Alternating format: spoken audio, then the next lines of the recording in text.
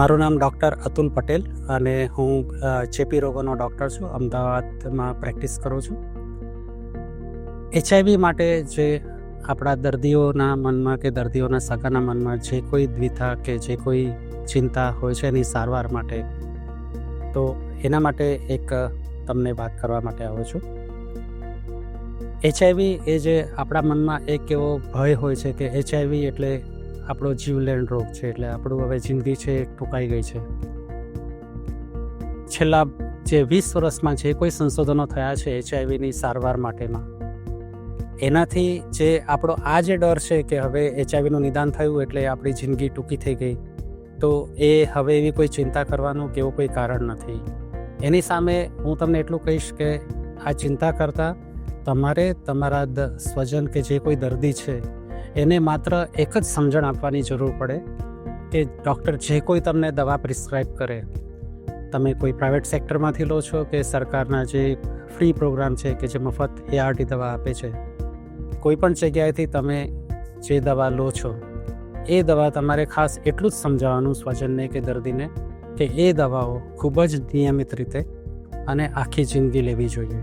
જો આવું કરશે તો HIVને કંટ્રોલ કરવામાં ડૉક્ટર્સને 3 થી 6 મહિના જેટલો જ સમય લાગે.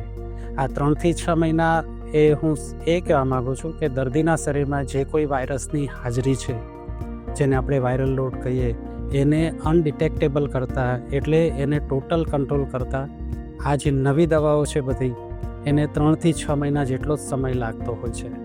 અને એક વખત આ રોગ કંટ્રોલમાં આવી જાય અને પછી જો દર્દી દવાઓ નિયમિત લે તો આવા દર્દીનું જે જીવનશૈલી છે એ બીજા કોઈ નોર્મલ માણસ, એટલે એ ધારો કે 30 વર્ષનો છે તો બીજા કોઈ પણ 30 વર્ષના માણસની જે જીવનશૈલી છે એટલી જ સરસ, એટલી જ સ્વસ્થ અને સારી રહી શકે છે.